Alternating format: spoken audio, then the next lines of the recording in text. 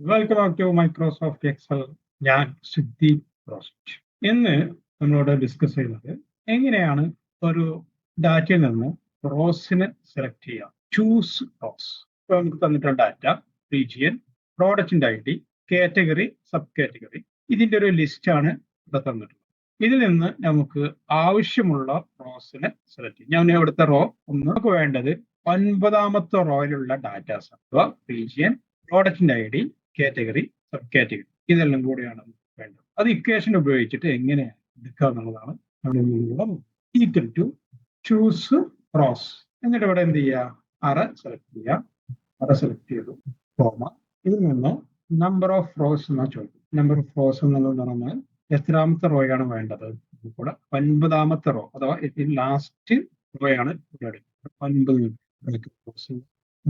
ഇവിടെ 9ാമത്തെ റോ ഉള്ള ഡാറ്റ മൊത്തം ഇങ്ങോട്ട് എക്സ്ട്രാക്ട് ചെയ്യും. എല്ലാവരും ഈ ഇക്വേഷൻ ചെയ്ത് നോക്കുക. നിങ്ങളുടെ അഭിപ്രായങ്ങളും എല്ലാം കമന്റിൽ അറിയിക്കുക. ഇതുമായി ബന്ധപ്പെട്ട എന്തെങ്കിലും വീഡിയോസ് ചെയ്യണമെന്നുണ്ടെങ്കിൽ കമന്റിൽ തീർച്ചയായും ചെയ്യും. Thank you for watching.